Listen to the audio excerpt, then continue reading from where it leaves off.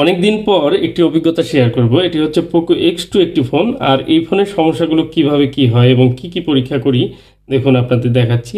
এই ফোনের প্রথমে সমস্যা হয় ক্যামেরা, কিন্তু ক্যামেরা সাধারণত ফ্রন্ট ক্যামেরা প্রবলেম হয়। এই ফোনটি আমি দেখতে পাচ্ছি যে ব্যাক ক্যামেরা প্রবলেম।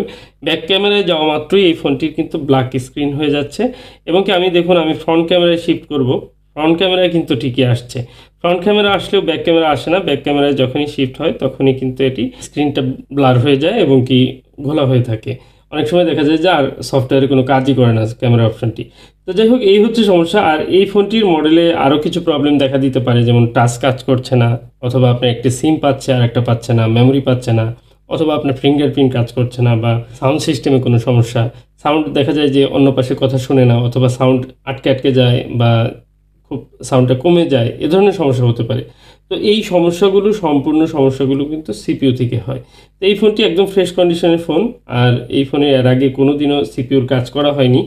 দেখুন, এই ধরনের ফোনগুলো কিন্তু অনেক আগের, আজ থেকে 3-4 বছর আগে খুব বেশি এই সমস্যাগুলো ছিল। তো তখন সিপিইউ রিমুভ করতাম এবং রিভলভ করে লাগালেই কিন্তু ফোনগুলো অন হয়ে যেত এবং সমস্যার সমাধান হয়ে যেত।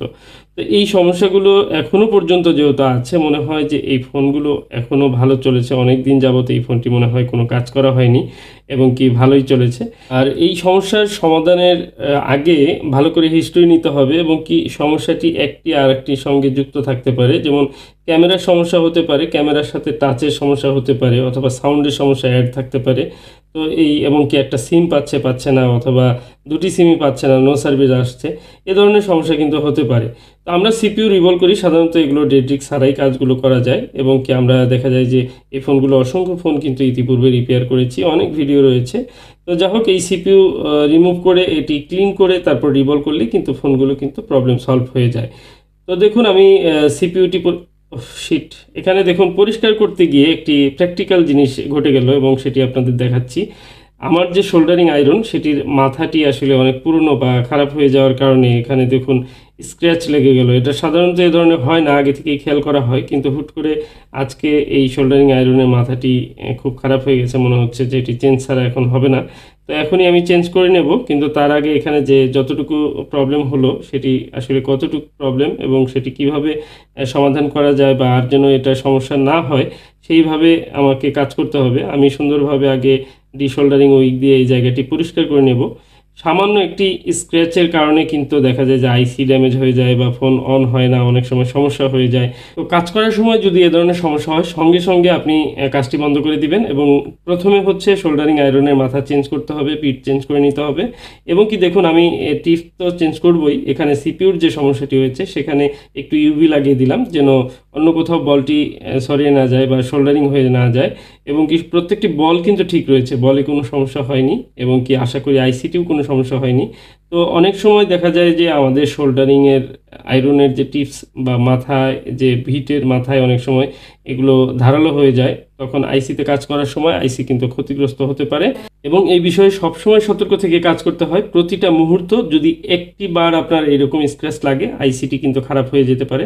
তো অনেক সময় দেখা যায় যে আমরা বিভিন্ন টুলস ব্যবহার করি, সেই টুলসগুলোর কারণে কিন্তু মাদারবোর্ডে অনেক স্ক্র্যাচ পড়ে যায় এবং উইদাউট স্ক্র্যাচে কিন্তু আইসির কাজগুলো করতে হবে, এটি হচ্ছে চ্যালেঞ্জ। তো অনেক সময় হুট করে এ ধরনের সমস্যা হয়ে গেলে সাথে সাথে সেই বিষয়ে আপনাকে ব্যবস্থা নিতে হবে। দেখুন আমি সুন্দর করে সিপিইউটি রিভলভ করছি এবং রিভলভ করে ফোনটি অন করব। আশা করি এক চান্সেই ফোন অন হবে, সেখানে গুরুতর কোনো সমস্যা হয়নি। তো যদি কোনো সমস্যা হয়ে যেত তাহলে আসলে এটি দুর্ভাগ্যজনক। এরকম সমস্যা খুব কমই হয় বা এরকম সমস্যা হয় না। আমি সবসময় আমার যে কাজের টুলসগুলো সেগুলো প্রতিদিনই আমি চেক করি যে সব ঠিক আছে কিনা, কারণ একটু একটু ভুলের কারণে কিন্তু একটি দামি ফোন বা একটি অন বা রানিং ফোন কিন্তু ডেড হয়ে যেতে পারে। তো এই বিষয়গুলো সবসময় সবারই খেয়াল রাখা উচিত, আমাদের টেকনিশিয়ান যারা এই কাজগুলো করেন। সিপিইউর কাজ করা এত সহজ, আবার সেরকম কিন্তু ডেড হয়ে যাওয়াও খুব সহজ। অনেক ফোন আছে যেগুলো সিপিইউ রিভলভ করতে গিয়ে অনেকের কাছে কিন্তু ডেড হয়ে যায়, আর অনেক আইসি বা বোর্ড আছে যেগুলো ড্যামেজ হয়ে যায়, এভাবে কাজ করতে গিয়ে কিন্তু অনেক ড্যামেজ হয়ে যায়।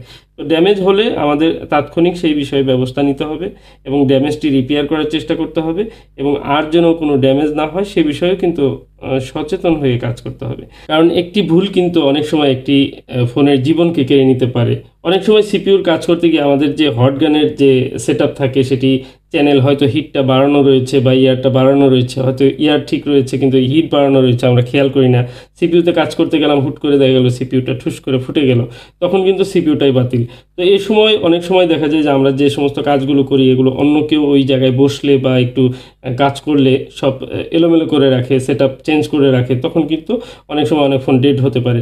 যেমন আমরা পাওয়ার সাপ্লাইতে যে ভোল্টেজ ব্যবহার করি 4.2 ব্যবহার করি সর্বোচ্চ, দেখা যায় সেখানে আপনার 6/8 ভোল্ট দিয়ে রাখলো, হুট করে আপনি একটা ফোন চেক করার জন্য আপনি কানেক্ট করলেন, সাথে সাথে ফোনটি কিন্তু ডেড হয়ে যেতে পারে।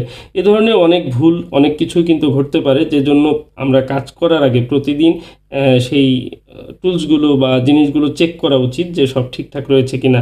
আমার এখানে সোল্ডারিং আয়রনের যে ভিটটি সেটি একটু খারাপ হয়েছিল আগে থেকেই, বাট আমি ভেবেছিলাম যে এটি হয়তো কোনো প্রবলেম হবে না, কিন্তু হুট করে অনাকাঙ্ক্ষিতভাবে এই স্ক্র্যাচ পড়ে যায় এবং কি সঙ্গে সঙ্গে কিন্তু আমি সেই সোল্ডারিং আয়রনের টিপসটি চেঞ্জ করে নিই, কারণ আমার কাছে এগুলো এক্সট্রা টিপস কিন্তু সবসময় থাকে, যে যে কোনো সময় যে কোনো প্রয়োজন হলে যেন সেটা আমি ব্যবহার করতে পারি।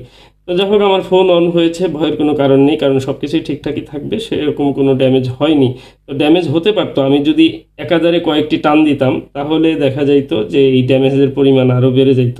জাস্ট একটা টান দেওয়ার পর আমি বুঝতে পেরেছি, দ্বিতীয় টান দেওয়ার সময় আমি উঠিয়ে নিয়েছি যে না, এখানে স্ক্র্যাচ পড়ছে। এভাবে সতর্ক হয়ে প্রতিটা সেকেন্ড, প্রতিটা মুহূর্ত কিন্তু আপনাকে কাজ করতে হবে, তাহলে এই সমস্যাগুলো হবে না। তো আজকের কাজটি কিন্তু খুবই প্র্যাকটিক্যাল ছিল, আশা করি ভালো লেগেছে। ভালো লাগলে লাইক